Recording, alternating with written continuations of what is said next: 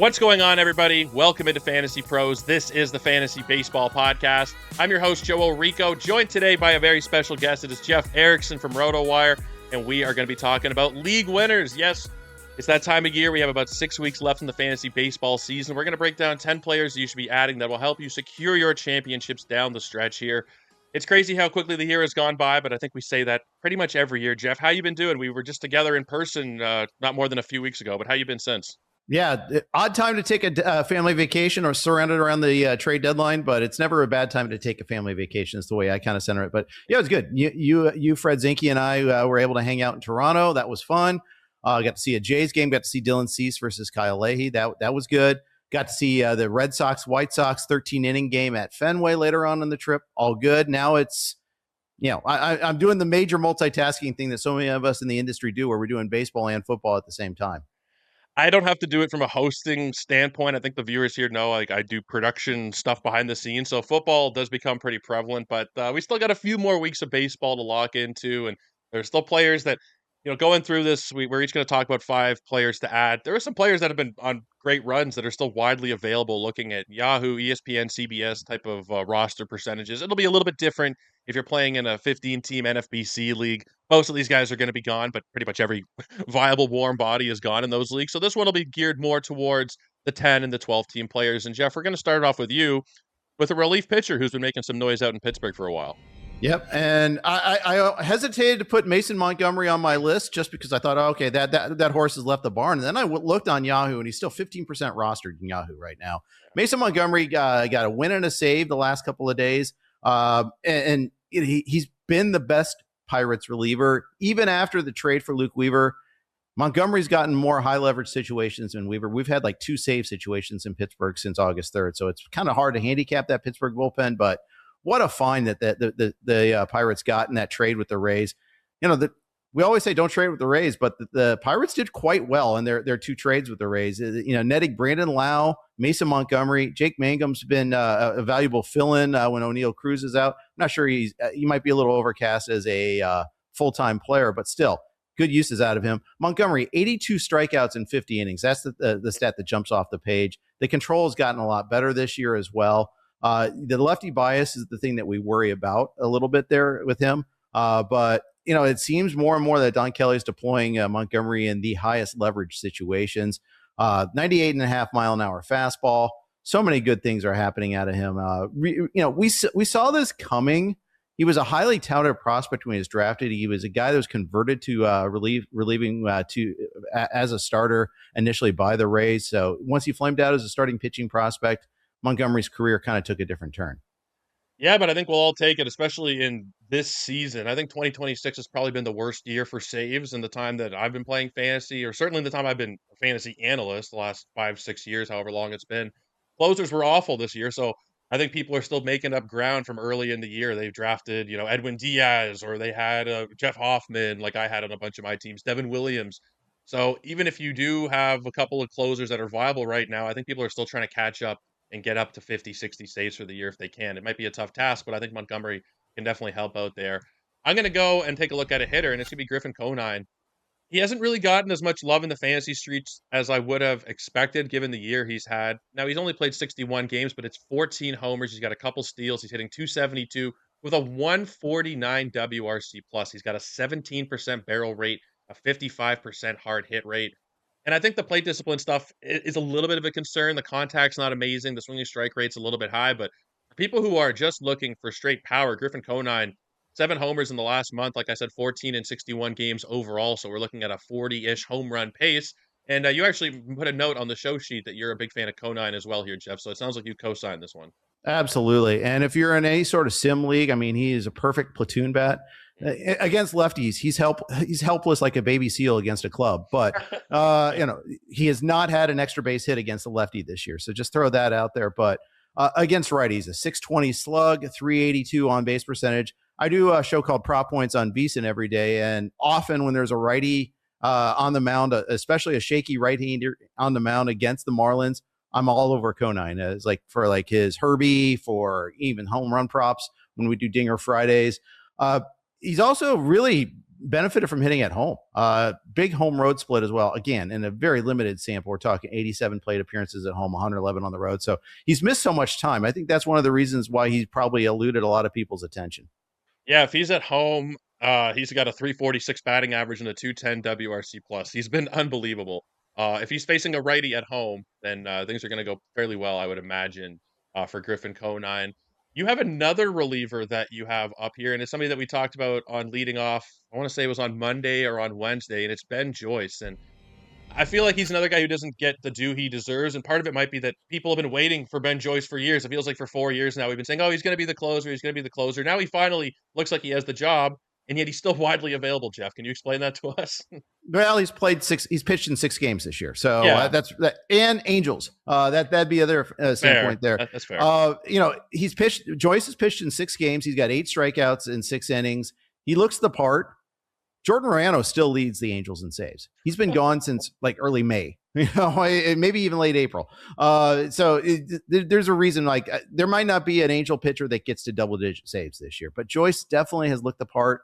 Even now, Sammy Natera is part of the equation there a little bit, but and we just don't know how many wins the Angels are going to get down the stretch. I will say, and Fred Zinke brought this up on Tuesday's podcast, that the Angels have pitched better in the second half of the season. And it's fueled a lot by, Reed Detmers and Walbert Urena as two starters that have been solid.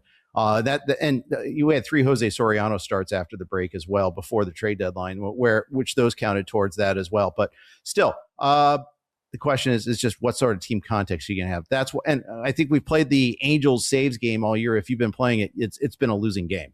Yeah, it has been for sure, but I think Ben Joyce is somebody that you can probably trust down the stretch. The skill set has always been there for him to be a closer. It's just a matter of keeping him healthy, and it looks like he's finally going to have his chance here. It's kind of interesting, the Angels pitching situation as a whole. Mike Maddox and the whole staff were dismissed, and yet the pitchers are actually look to be doing fairly well this year, especially with what they have to deal with. I mean, Detmers has been great. Urania, like you mentioned, Soriano, and now Ben Joyce seems to be coming along as well. Any insight at all on behind? I know it's the Angels, but the Maddox dismissal felt a little bit odd to me. I wonder if there is a culture clash of some sort. There was some rumbling that Maddox was not open to using some of the newer tools that teams are using, which is ironic because I think a previous regime thought there was an over-reliance on those tools. So we're kind of coming full circle. But hey, again, Angels. That explains a lot. But I also think Mazaliak's come in and he's been kind of given carte blanche to kind of clean house and kind of make this a professional organization again, because I think it's gone on and this isn't necessarily a function of Maddox. He's just a aspect of that previous regime. You don't often dismiss a GM before the trade deadline. But the Angels did that. They no more of this, our better days are ahead of us statements and things of that nature. I think this is like, okay, we finally have a plan. I thought the Soriano trade was a win-win for both the Blue Jays and the Angels. It's the type of trade that the Angels just had to make just to acknowledge where they are in the success cycle. And I think that's also going towards how they're shaping their coaching staff as well. Yeah, it initially kind of hurt as a Blue Jay fan because seeing people, I think it was J.J. Cooper from Baseball America said that Arjun Namala was the highest prospect traded at the deadline, even higher than Zahir Hope. And that might have changed over the course of the day, but there was quite a lot of talk about Namala being maybe a little bit too pricey of a cost. But I've kind of talked myself into Soriano, still young. He's got some control. There's a lot of potential. We saw the potential at the beginning of the year. If he gets hot, if he tinkers with the pitch mix a little bit, things could go well. But I'm going on a tangent here with the Angels, and I don't think anybody wants to hear extra Angels talk for the most part. So who does? Who among us doesn't? Come on. We're going to talk Christian Encarnacion-Strand, and this might be a little bit of a sore spot as Jeff is a Reds fan. I did wear my Matt McLean T-shirt today. Oh, there you go. In honor of that's Jeff also hurtful, by the way, too. That is yes. It also could be a perceived slight here. But Christian Encarnacion-Strand has kind of revitalized his career in Baltimore. It's only 26 games, but he's got 6 homers. He's hitting 259. It's at 124 WRC plus, and the quality of contact is just through the roof. I mean, it was a 9% barrel rate last year, 8.4% the year prior, albeit not big sample sizes, but he's up to 19% with the barrel rate. Average exit velocities up. Hard hit rate is still not exceptional, but when he's barreling the ball as much as he is, it feels like the power will come, and it has been coming. There are still some flaws in the profile here for sure, but he has been producing. He's got first base and third base eligibility and still widely available on Yahoo. You got to see the come up for Christian Encarnacion-Strand in Cincinnati. Do you believe that what we've seen to this point, the 124 WRC plus, the 822 OPS, do these feel sustainable to you? 2023 seems like a long time ago, Joe. Yeah. Brighter times were ahead for our Reds, as Scott Jenstead and I used to like to say. But there's been serious regression by a lot of Reds young hitters. We just saw Noelvi Marte get sent back down by them. Kind of a bitter pill to swallow. And it makes you wonder, though, is the flaw in the player or the coaching staff? And I kind of have to think that the answer lies somewhere in between. So CS gets a new, a head start, new start in his career in Baltimore, and is taking advantage of it there. It's the frequency of the contact is better as well. There were times with the Reds where he was down under 70%. It's 73% this year in this small sample here. So if he can keep that up, all the better. And the other thing we might be getting is, paying attention to positions where he's been playing his time at third base. This is where he was kind of split between first and third when he came up with the Reds, kind of got pigeonholed more into being a first baseman. If we can get that, you got that glorious first and third eligibility this year, and you'll probably get third next year. And third is where you want to be. I mean, third is a weak spot right now in our leagues. Even in these thinner leagues, a guy like CS still could have some enduring value. Yeah, first base feels very deep. I think there's maybe 20 or so first basemen I'd be pretty happy to go into next year with. And we talked about this a while back about Jake Berger, roughly a 20 home run season, really good year, and he's like the 24th ranked first baseman. So it's just a very deep position. That third base is definitely the key factor there. It's a third and second. I mean, they go back and forth in my mind between which is the worst position. It might be second, but second also has Tatis now. So I don't know. They're both bad, but getting third base, the long story short, is that that's a positive for us in the fantasy streets. You got Rafael Flores Jr. as your next name on the list here, and it's the year of the catcher. It really has been. And Flores, in his 19 games, 6 homers. He's hitting 313. He's walking a lot. The Pirates' backstop position has been a bit of a revolving door recently. Do you think they might have found their guy here with Flores, Jeff? I'm not sure he's Mr. Right, but he's Mr. Right now. And hey, that's all we'll need for this stretch run here. Yeah. He was the primary haul in the David Bednar trade, and wasn't lighting the world on fire down at AAA this year. 69% contact rate, almost 70. But he's catcher and first eligible. In fact, he's that's something we're going to be watching a little bit closely for future years. But right now, more games at catcher than first base, 13 at catcher, 6 at first. So keeps that up. We'll get that sweet catcher eligibility for the future too, in case this is enduring. I like that he does take a walk. He comes with strikeouts often. And last year we got a little cup of coffee where we struck out like 40% of the time. But it was only 25% at AAA this year. I almost wonder if he needs to swing a little bit more. Just the very high walk right there. But if you're playing in any sort of OBP league, that's useful. And we saw the power. We saw it just on Wednesday there where he homered twice, coming off the bench, no less. They tried to give him a day. Came off to have a pinch hit homer and then hit the game winner, or not the game winner, the game tire against Kenley Jansen to kind of set that up for that comeback win against the Tigers. There's a lot to like. The more I look at his profile, like you mentioned, came up with the Yankees in 2024, 21 homers, 8 steals in the minors. 2025, 22 homers, 6 steals, hitting 280, good WRC plus numbers throughout the minors, good walk rates. This might be their answer going forward. Maybe not Henry Davis or Joey Bart or any of the guys they've tried recently. It might just be the guy that we weren't really expecting in Rafael Flores, but I think this is a great call, especially if you are in an OBP league. We're looking at a 411 on base rate, and throughout his time in the minors, the lowest on base rate that I'm seeing anywhere is 346. I mean, he's been pretty consistently getting on base and hitting for power, adding a couple steals from behind the plate as well. So definitely a cosign there. We're going to keep it going in a second, but first I want to remind you guys about my playbook. And this is the time of year when people go off to do fantasy football drafts and they see they're in 9th or 10th place in their fantasy baseball league, and they'll stop setting lineups, they'll stop making waiver pickups. But that's where you get the advantage here, and my playbook can definitely help you. It'll identify the best pickups available in your league. You win every trade with our trade analyzer and see the most optimal lineup every day based on our projections and your specific scoring settings. You can sync your leagues at fantasypros.com/MLB or download the Fantasy Pros app for personalized expert advice.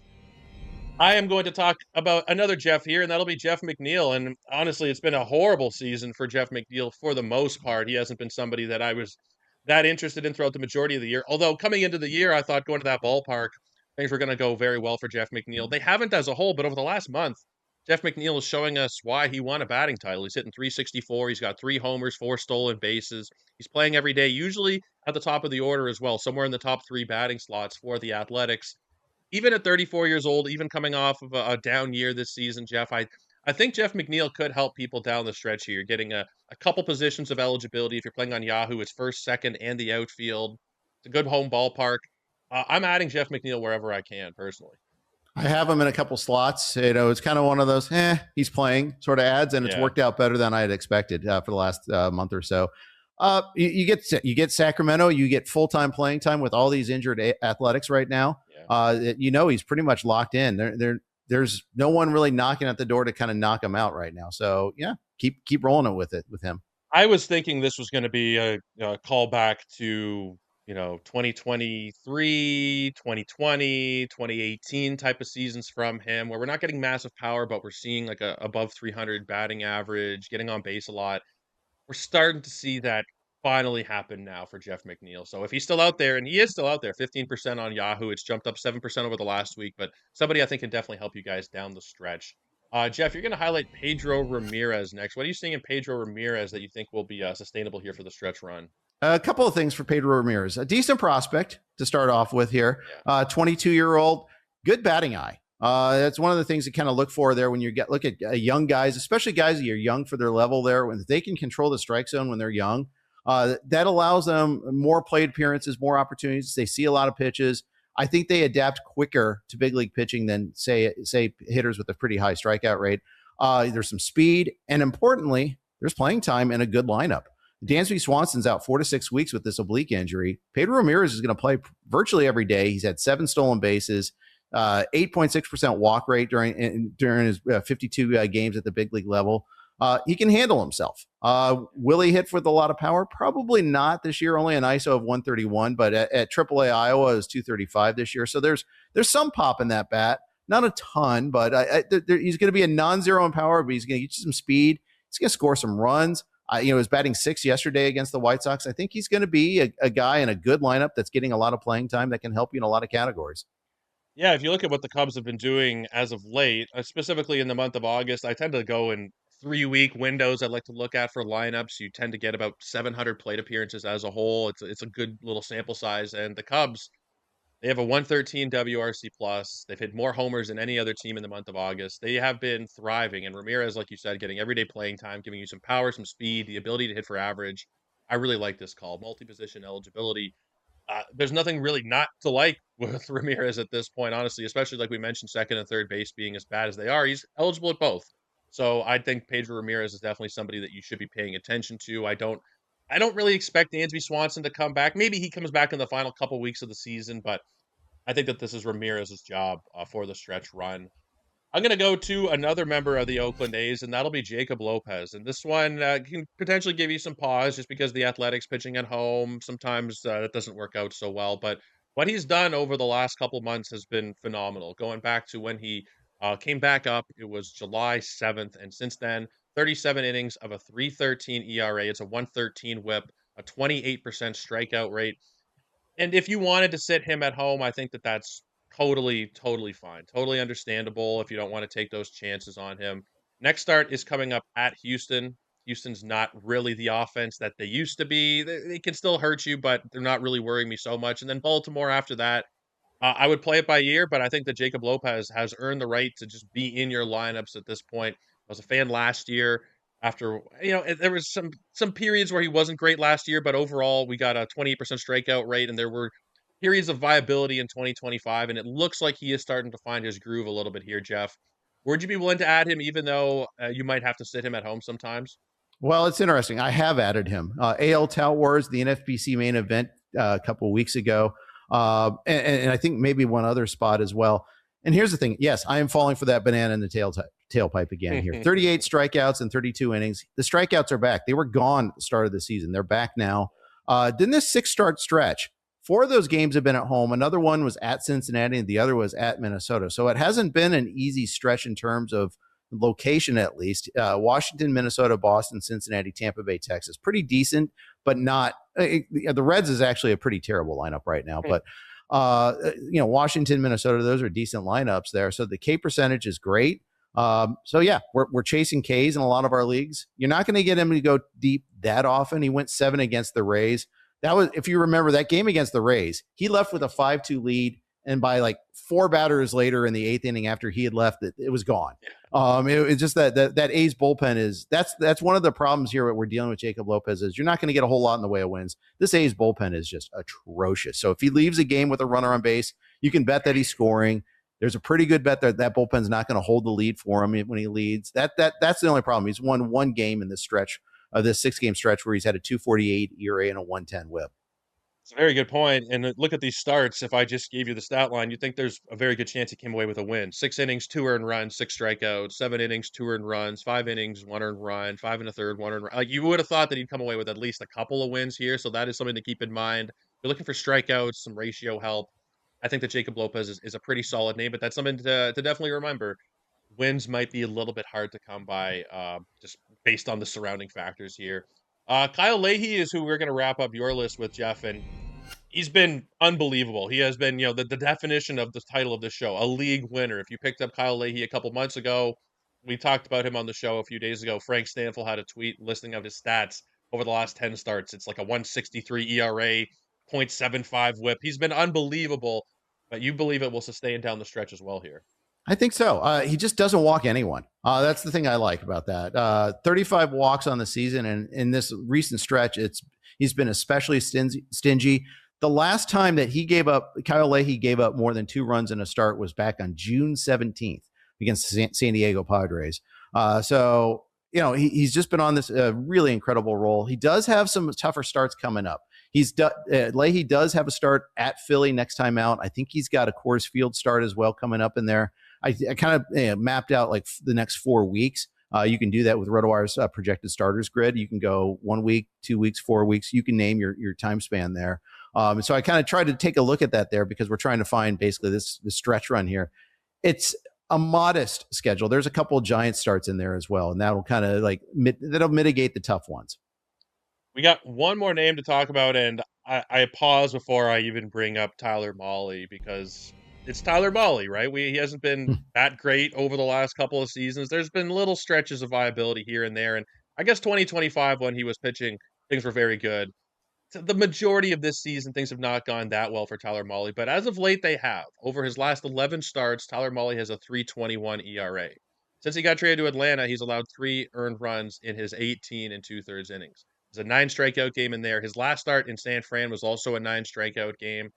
And it feels like you might get some viability out of a guy who is dirt cheap, available everywhere. And I do have some pause just because it is Tyler Mahle, and there is potentially some inconsistencies that are going to happen here. But I think he's earned the benefit of the doubt at this point. I think so. I did pick him up in a couple of leagues. Gets the Brewers next. I'm not in love with that. But yeah, he's striking out more than he did last year, Mahle is. Only 66 strikeouts and 86 innings last year. It was one of the reasons to kind of not fall for it, even at the discounted rate. And for 3 months of the season, we were right about avoiding it. And just kind of like Jacob Lopez, where you're trying to catch lightning in a bottle now.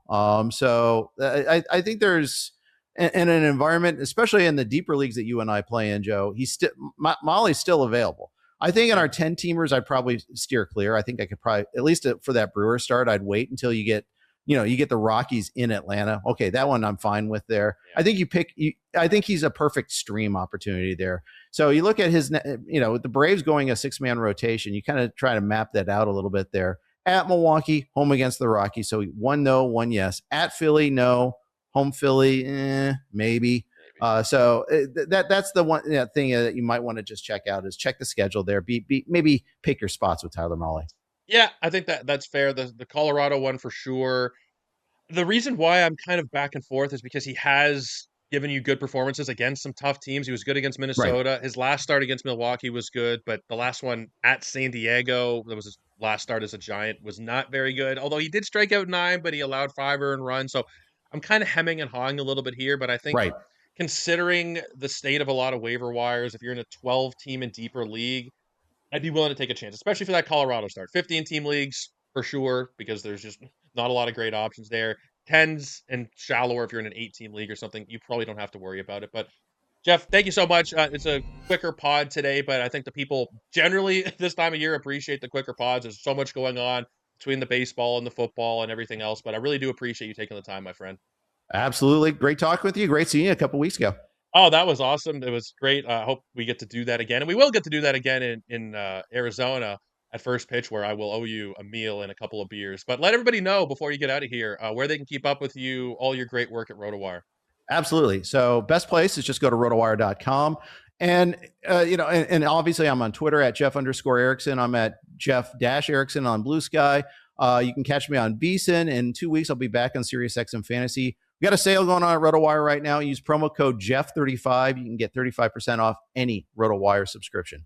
That's an awesome deal. I'd be taking it. I'm a RotoWire subscriber, and so should you guys. It's great stuff at the site and the podcast as well. One of my favorite podcast feeds is the RotoWire Fantasy Baseball Show. You get Jeff, you get Zinke, you get James Anderson, Eric Halterman, Scott Jenstad. It's a murderer's row over there on the RotoWire podcast. So make sure you guys are checking it out, and make sure you guys are subscribing to this podcast. Leave your comments down below. Who do you think is going to help you win your leagues in 2026? But that will do it for us for today. For Jeff Erickson, I'm Joe Orrico. We'll talk to you next time right here on the Fantasy Pros Baseball Podcast.